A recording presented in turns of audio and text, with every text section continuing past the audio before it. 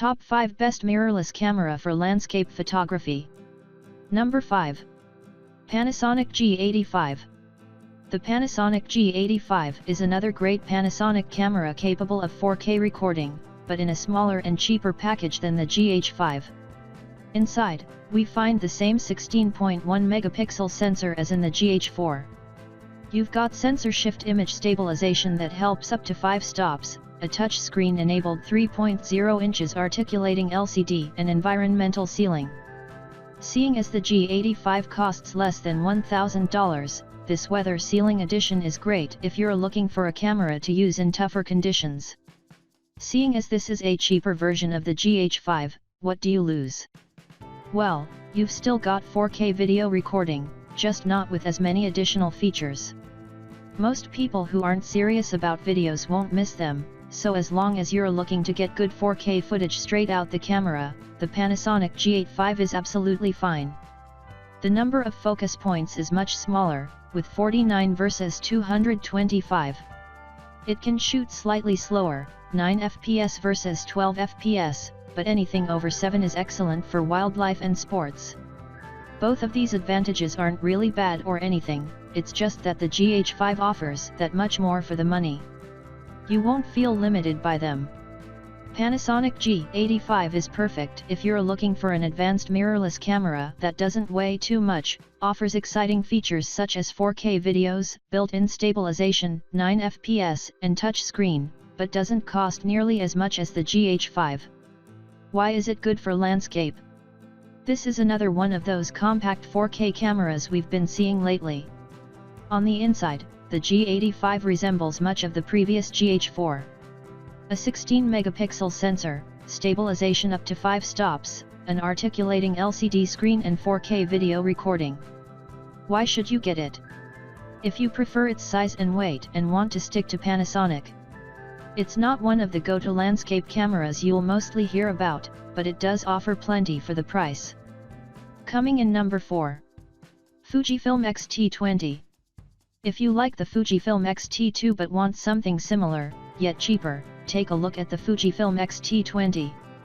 Same image sensor with 24 megapixels, 325 hybrid AF system, 8 frames per second and ISO up to 51,200. The major differences are, the X-T20 is not weather sealed, has one-stop slower fastest shutter speed, a slightly smaller viewfinder, one SD memory card instead of 2 and no headphone port. Because of this, the Fujifilm X-T20, which is a great camera, costs a few $100s less. It does have a few advantages though. The LCD is now touchscreen, the camera weighs noticeably less and it also has a built-in flash. If you're looking for the best image quality, both cameras deliver the same, so you don't have to worry about anything. Expect beautiful, colorful shots. As far as video goes, these two have the same features and record 4K at 30p. The X-T20 is really a smaller and cheaper version of the X-T2.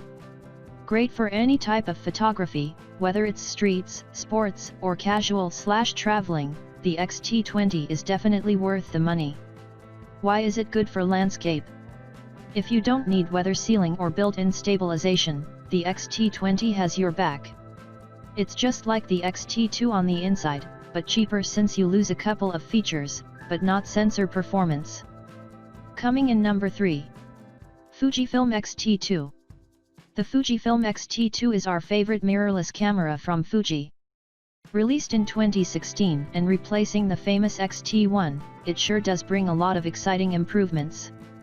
While the X-T1 is still an awesome camera with great quality, the newer model is faster at pretty much everything. First, the resolution got a big increase, from 16 to 24 megapixels.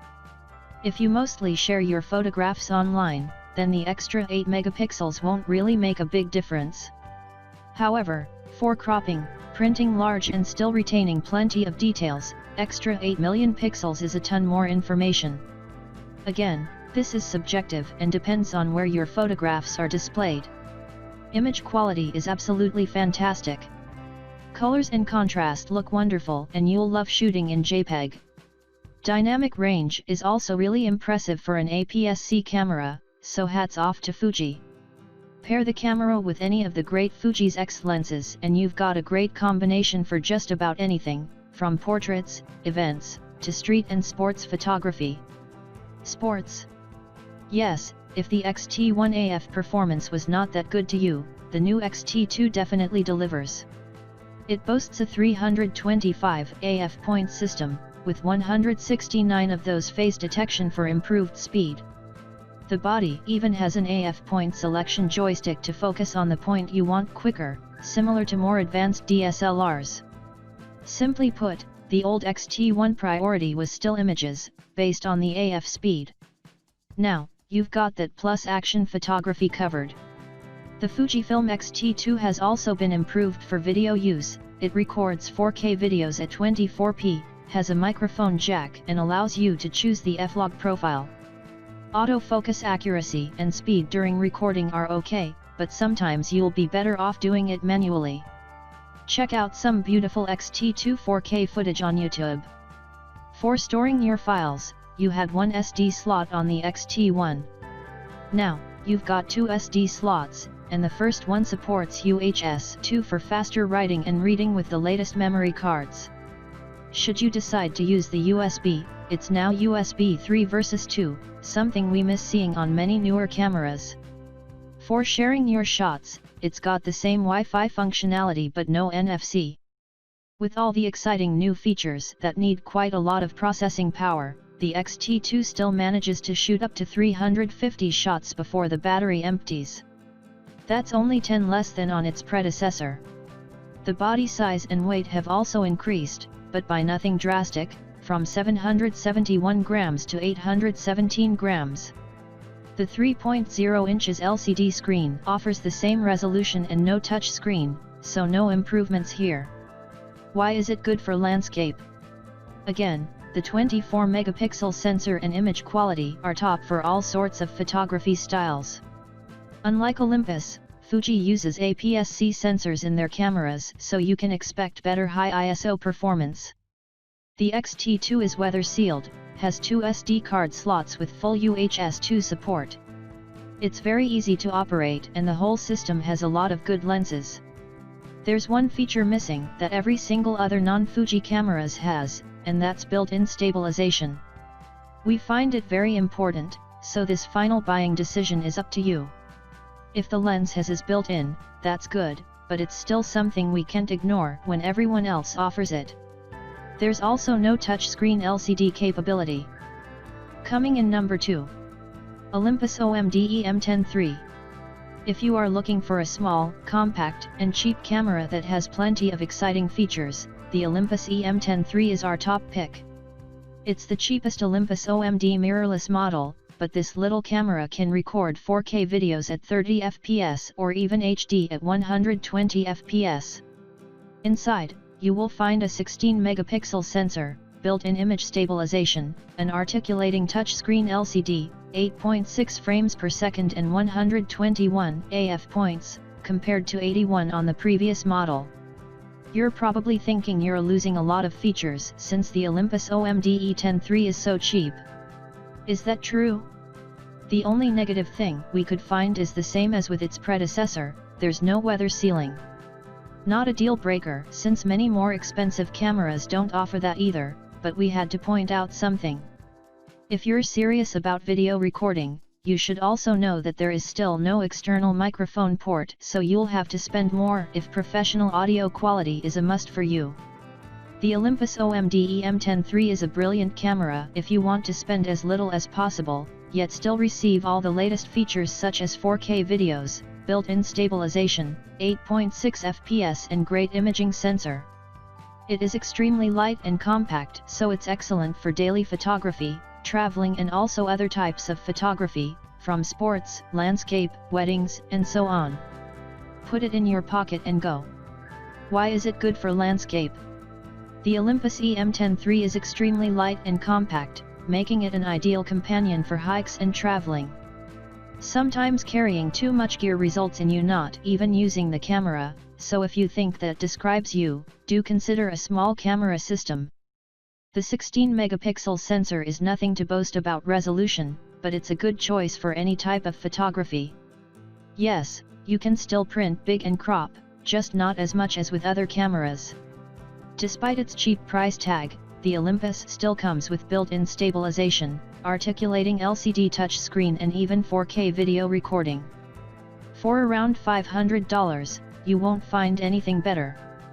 Coming in number 1. Sony A7R III.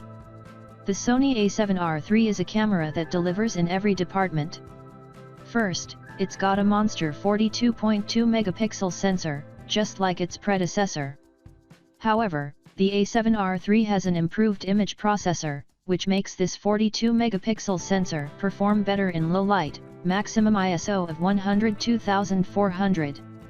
With such a high resolution, the entire Sony A7R line continues to be a perfect choice for landscape, studio, commercial, and portrait photography. Second, the A7R III can shoot 10 frames per second. That's blazing fast, especially for a camera with so many megapixels. Many other models can't come close, even with less pixels, although this is a benefit of the mirrorless technology. Because of the 10 frames per second, you can use it for sports, action, and wildlife, and expect a lot of different shots to choose from. These two improvements alone would be worth the higher price tag, but there are a lot more features to the camera. It's got 425 versus 399 contrast AF points and focuses a lot faster, especially in low light. The built-in 5-axis image stabilization has been improved and now helps up to 5.5 stops, instead of 4.5. As you can see, the A7R II is great, but the new model is even better. If you want to record videos, you'll be happy to know that the A7R III can comfortably record 4K at 30 fps and 1080p at 120 fps. Because of the new image processor, videos shot at higher ISO should look better now. One excellent addition is the touchscreen capability that allows you to focus or operate the camera simply by pressing anywhere on the screen. This is slowly becoming a standard for all cameras, regardless of their price. For transferring images, the Sony A7R III finally has a USB 3.0 port. When a camera has 42 megapixel, the files it creates are huge, so you'll really want fast transferring in this case. Speaking about files, it now features 2 SD memory card slots, one supports UHS 2 speeds. To top it off, you've also got an AF joystick on the back of the camera so you can choose your focus point/group quicker, while the battery lasts up to 650 shots compared to 390. To sum up, the A7R III is not the cheapest camera, but if you're looking for the absolute best in almost every department, you will love it, especially if high megapixel count is important. Why is it good for landscape? 42 megapixels. That's mind-blowing.